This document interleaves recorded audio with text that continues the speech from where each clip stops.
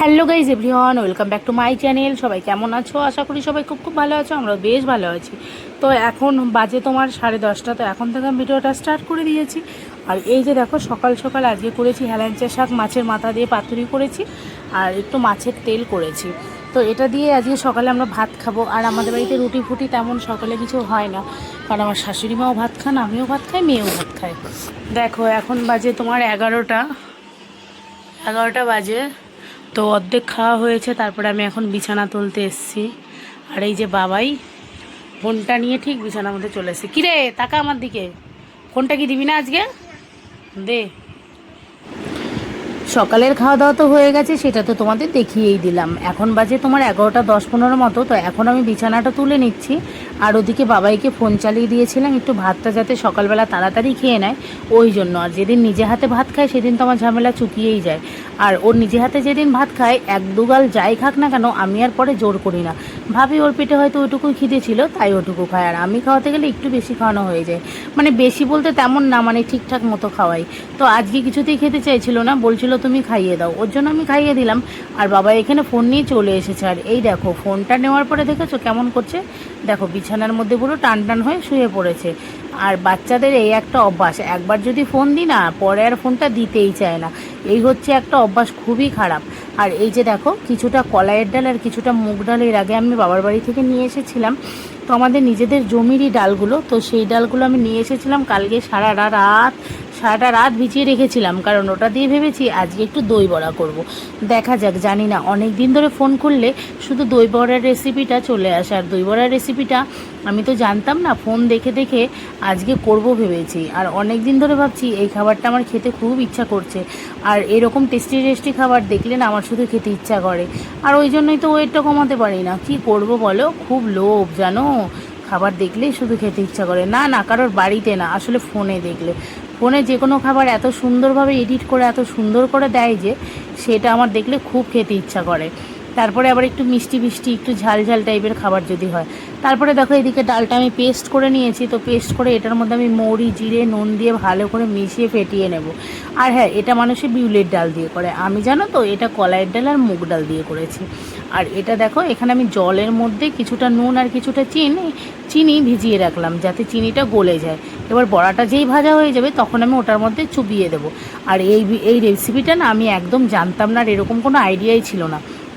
আমি আগে ভাবতাম ডাল দিয়ে বড়া করে, সেটা আবার এরকম দই ফই দিয়ে খায়, এটা আবার কী জিনিস, এসব আবার খাওয়া যায় নাকি? দিয়ে পরে আমি মানে ভেবে দেখলাম যে হ্যাঁ, এরকম কিছু করলে তো সত্যি খুব ভালো লাগে। তো সত্যি কথা, বড়াটা ভেজেছি এত সফট আর এত মানে নরম হয়েছে, মানে ভীষণ ক্রিস্পি আর খুব টেস্টি হয়েছে জানো। কোনো আইডিয়াই ছিল না যে ডাল দিয়েও সামান্য এরকম বড়া ভাজলে যে এত টেস্টি লাগে। আমি জানি শুধু মুসুরের ডাল আর মটরের ডালের বড়া ভাজলেই মানে খুব টেস্টি লাগে। তো এই পেঁয়াজ ছাড়াও যে এগুলো এত টেস্টি লাগে, মৌরি আর জিরে দিয়ে ভেজেছি তাতেই। তো সত্যি কথা বলতে বড়াটা খুবই নরম হয়েছিল। আর এই দেখো চিনি জলের মধ্যে আমি ভিজিয়ে দিলাম। আর এটা যখনই ভেজানো হয়ে যাবে, আমি একটা ভুল করে ফেলেছি, সেটা কি জানো তো? এটা চিনি জলে দেওয়ার পরে আমি ফ্রিজে ঢুকিয়ে দিয়েছি। এটা যদি এমনি নর্মাল জায়গায় রেখে দিতাম তাহলে বেশি নরম থাকতো অনেকক্ষণ। আর আমি ফ্রিজে রেখে দিয়েছি জন্য এটা অনেকটা শক্ত হয়ে গেছে। ওটা আমার ভুল হয়ে গেছে, তবুও কিন্তু এটা খেতে দারুণ হয়েছিল, একদম খারাপ হয়নি জানো তো। আর বিউলির ডাল দিয়ে করলে কেমন লাগতো আমার জানা ছিল না, আর বিউলির ডাল আমরা খাই না ওই জন্য। তারপরে দেখো এইটা আমি ফ্রিজের মধ্যে রেখে দিলাম। আর দইটা ভালো করে ফেটিয়ে রেখেছিলাম। এখানে 1 কিলো মতো দই ছিল, কারণ বাড়িতে আমাদের অনেক লোক। কিন্তু এই যে কারি পাতাটা যে ফোড়ন দিয়েছি, ওই দেখো ওই গরম টেম্পারেচার তেলটা না দিলে এটা তো ফ্লেভারই আসতো না। কিন্তু আমাদের বাড়িতে অনেকে কারি পাতা খেতে পছন্দই করে না, কি করব। তারপরে যাই হোক, ওই তৈরি ঘৈরি সব করে রেখে দিলাম ফ্রিজের মধ্যে। এখন বাবাইকে বলছি কিছুটা আম খাবে, বাবাই বললো আমটা তাহলে কেটে দাও। ওই জন্য মা মেয়ে বসে পড়েছি আম কাটার জন্য। আর এখানে 2টো আম মতো কেটেছি, আর একটা আম কি বলে গেছিল, আর অত গলা আম না আমার একদম খেতে ইচ্ছা করে না। ওই জন্য বাবাইকে কিছুটা দিলাম আর আমি কিছুটা খেয়ে নিলাম। আর মা তো ওদিকে নাক ডেকে ঘুমাচ্ছে। মায়ের আবার এখন একটা অভ্যাস হয়ে গেছে জানো তো, সকালবেলা খাওয়া দাওয়ার পরে মায়ের নাকি ঘুম পেয়ে যায়, ওই জন্য মা ওদিকে ঘুমাচ্ছিল। আর আমি না না না, মা ঘুমাচ্ছিল না, মা গেছিলো আজকে গঙ্গা স্নানে। তো ওই জন্য ভাবলাম মা আর মেয়ে মিলে এখানে কিছুটা আম খেয়ে নিই। আর খিদেও পেয়ে গেছিলো, কী করব বুঝতে পারছিলাম না, তাই কিছুটা আম কেটে খাচ্ছিলাম। আর বাবাই তো আম খেতে ভীষণ ভালোবাসে, বাবাইকে যদি বলা হয় তুমি কোন ফলটা বেশি ভালো খাও, বাবাই এক কথায় বলে দিবে ম্যাঙ্গো। হ্যাঁ, ম্যাঙ্গো তো খুবই ভালো খায়, ফ্রুটিও খুব ভালো খায়। তারপরে যাই হোক, একে একে আমরা সব আমগুলো খেয়ে নিচ্ছিলাম। আর আজকের আমগুলো সত্যি খুব মিষ্টি ছিল জানো তো। আর হ্যাঁ, তোমরা এরকম আম খেতে কে কে ভালোবাসো অবশ্যই কমেন্ট করে জানিও।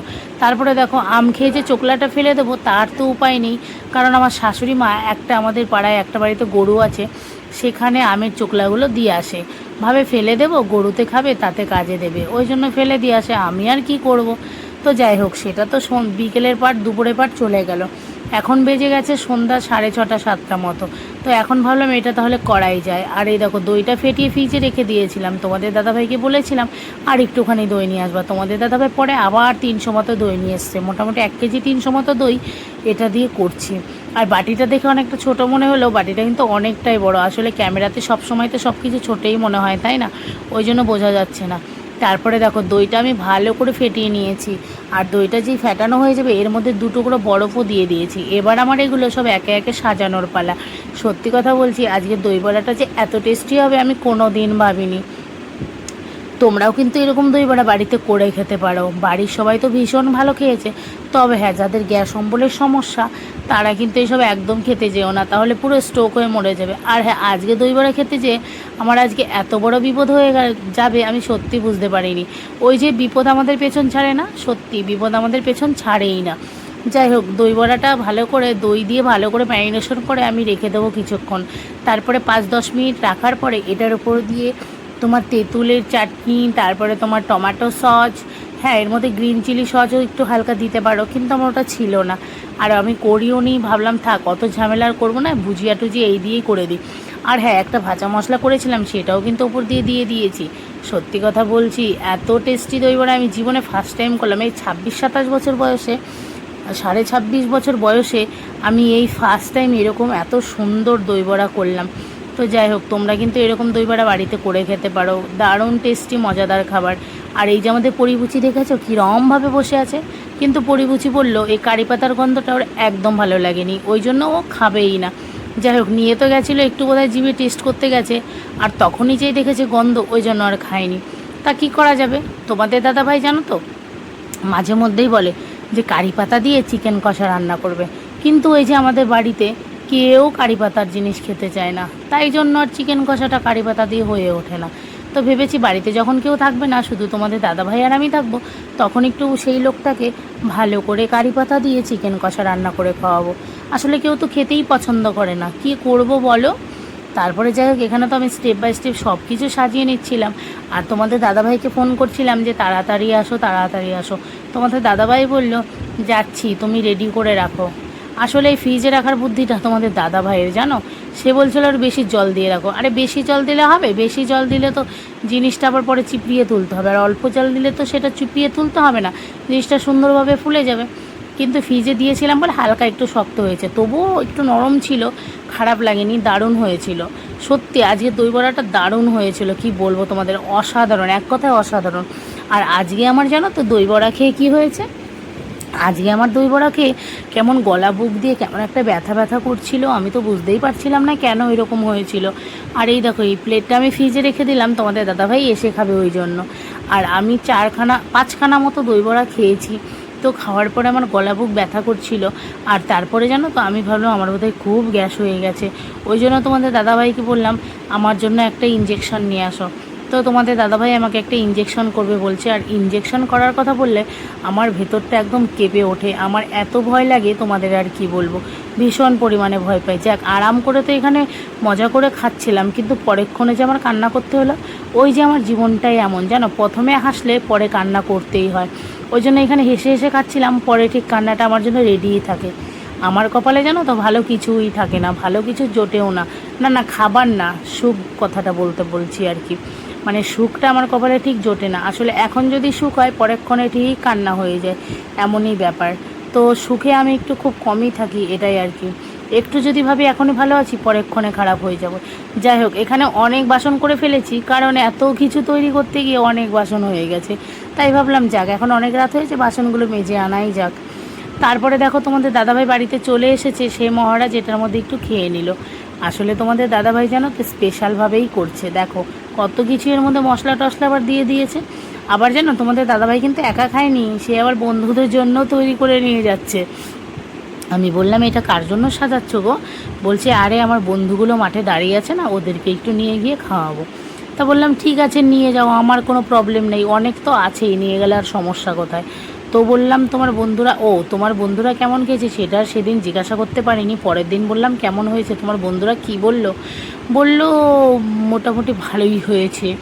তো আর এমনি তো তোমাদের দাদাভাই জানো তো সোজা কথা জিজ্ঞাসা করলে ব্যাখ্যা করে বলে ফেলে, মানে একটু মজা করতে বেশি ভালোবাসে আর কি। তো তারপরে তোমাদের দাদাভাই চলে গেল, আর এই যে আমার সেই যে কপাল দেখো, আমি এদিকে ইঞ্জেকশন নিচ্ছি, আমার অবস্থা একদম কেরোসিন হয়ে যাচ্ছে, আমার হাত পা শুকিয়ে যাচ্ছে, আমি মোটামুটি চিল্লানি দিলে আমার ব্যথা কমে যায়। তারপর তো চিল্লাতে চিল্লাতে ইঞ্জেকশনটা নিয়ে নিলাম। আর এদিকে দেখতে পাচ্ছ আমার বাবাই কি বলছে, আমার বাবার কথাটা তোমরা শোনো। আর আমার ভিডিওটা আজকে কেমন লাগলো, মিনি ব্লগটা অবশ্যই তোমরা জানিও। ভালো লাগলে একটা লাইক কমেন্ট শেয়ার করে দিও। বল কি বলছিলি?